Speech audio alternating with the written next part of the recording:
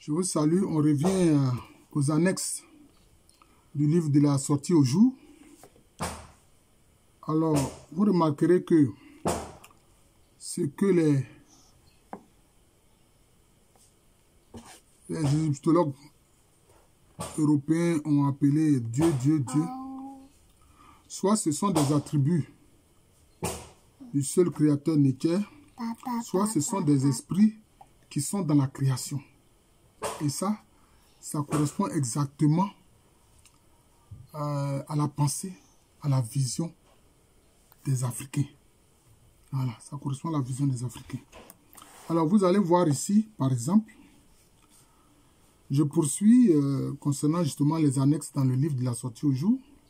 Vous voyez ici, gardien de la balance, gardien du ciel, gardien des membres d'Osiris. Gardien de la balance, c'est quoi? C'est la balance qui juge. C'est la balance qui est dans la salle des choses de la maths, c'est-à-dire la vérité, justice. Donc, cela veut dire quoi? Il y a des esprits gardiens qui sont au service de la vérité et de la justice. Et que la vérité et la justice, les deux ensemble forment une balance. Et ces esprits-là sont serviteurs de la vérité et de la justice. Ça, on parle de gardien de la balance. Ensuite, on dit gardien du ciel. Le ciel, c'est un esprit. Vous comprenez? Le ciel, c'est un esprit. Voilà. Nout, c'est un esprit. Et il y a des esprits donc, qui servent l'esprit du ciel. Vous avez ici encore gardien des membres d'Osiris. Qu'est-ce qu'il faut comprendre par là? C'est pour ça que je dis, vraiment, à juste titre, comme l'a dit Cheikh Anta Diop, le professeur Cheikh Anta Diop, c'est l'Afrique qui explique vraiment l'Égypte antique Kemet. Et vice-versa d'ailleurs. Ils ont mis ici gardien des membres d'Osiris. Pourquoi est-ce que les membres d'Osiris ont été gardés?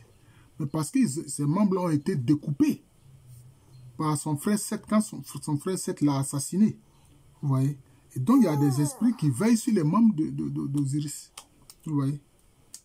Et puis il y a les esprits qui veillent sur les différentes portes du ciel. Là où il y a des portes, il y a des esprits qui y veillent. Voilà. Ensuite, ils ont dit Geb, Dieu de la terre. Non, c'est l'esprit de la terre. Geb, c'est l'esprit de la terre. Vous voyez. D'ailleurs, les peuples d'Afrique considèrent la terre comme également un esprit. Mais pour beaucoup, c'est une mère. C'est un esprit d'un genre féminin qui œuvre comme une mère.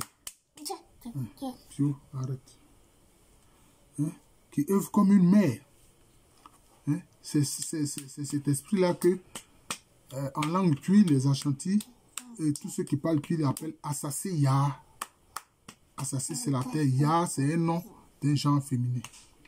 Ceux mêmes qui sont bien plus précis, ce sont les Nzema, qui sont aussi des Akans, qui appellent la terre Emo Azre Yaba. C'est-à-dire Emo, notre mère, Azre, la terre Yaba. C'est-à-dire notre mère, la terre Yaba.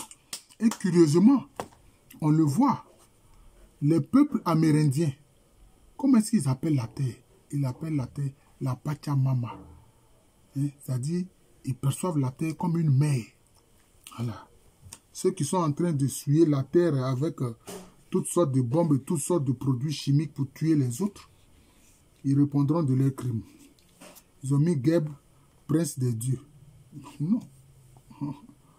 Prince des esprits. Pour ne pas dire princesse des esprits, selon la vision des Africains. Ils ont dit Gebga, génie oiseau. Bon, c'est l'esprit sans doute d'un oiseau. Parce que, comme je l'ai dit, pour comprendre les choses, il faut savoir que les anciens Égyptiens, comme les Africains, considèrent que toute créature a un esprit. Toute créature a un esprit. C'est la même chose comme on voit avec Djem Eru.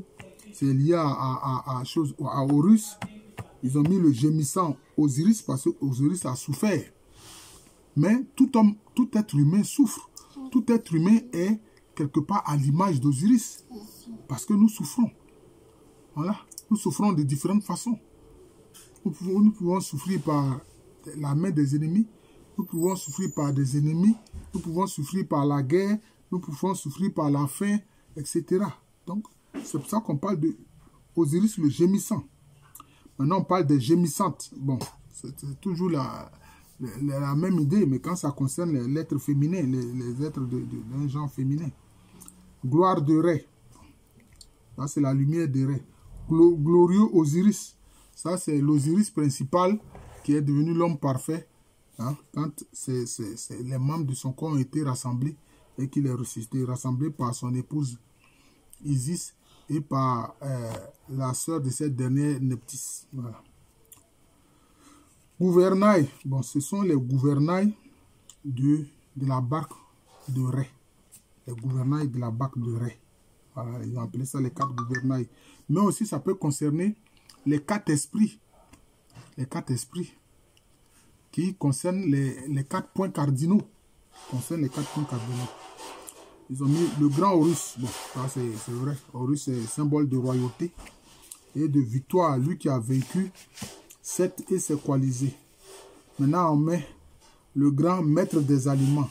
Le grand qui a créé sa lumière. Le grand qui fait son circuit, Ré. Effectivement, Ré fait un circuit avec sa barque. Le grand qui a créé sa lumière. Bon, qui a créé la lumière? C'est Néter, c'est-à-dire c'est le créateur lui-même. Le maître des aliments, c'est quoi? C'est celui qui permet la croissance et puis la production sur la terre. Donc, le maître des aliments, c'est Geb. Le maître des aliments, c'est Geb. Quand on met, disons, un grain dans la terre, ben, ça produit un aliment. Voyez.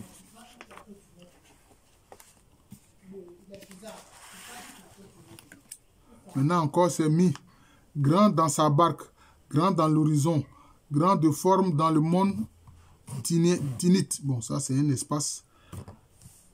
Bon, le grand de magie, non. Les Africains ne faisaient pas de magie. Les Kémètes ne faisaient pas de magie. Ils faisaient des rituels. Voilà, donc c'est ça. Ils confondent. La magie a commencé au Moyen-Orient. Hein. C'est là-bas que les gens faisaient. Hein? Le grand d'Héliopolis, bon, ça c'est encore la cité. Grand est son amour, vous voyez. Grand est son amour. Ça, cette expression, on trouve ça dans des psaumes. Hein? Grand est l'amour de Dieu. Voilà. On parle de l'amour de Dieu le Père. Voilà. Ils ont mis ici une des 7 vaches sacrées. Non. C'est pas ça. Non, c'est pas ça. C'est Nietzsche lui-même. C'est Nietzsche lui-même. Maintenant, ils ont mis grand noir. Pourquoi ils ont mis grand noir? Parce qu'il faut savoir que le jour est précédé toujours par la nuit. C'est pour ça que moi, je dis aux chrétiens de faire attention. Pio, calme-toi. On dit, il eut un soir, il eut un matin. Il eut un soir, il eut un matin. La nuit précède toujours le jour. Mais le grand noir, c'est quoi? Ça fait surtout référence à, comment on appelle ça? Aux eaux primordiales. C'est-à-dire au Noun. Aux eaux primordiales, le Noun. Hein? Le Noun, les eaux primordiales. D'ailleurs, le noir est lié à l'eau. Ce qui est noir est lié à l'eau. Il faut savoir ça. Et puis, ils ont mis maintenant la grande. La grande, c'est qui? C'est Isis. C'est Isis, la femme parfaite. Voilà, alors nous allons nous arrêter là pour aujourd'hui. Et puis, nous continuons progressivement, n'est-ce pas, à expliquer ces termes qui sont dans les annexes du livre de la sortie au jour. Voilà. Voilà, Pio Marie, mon petit-fils, vous salue, moi aussi.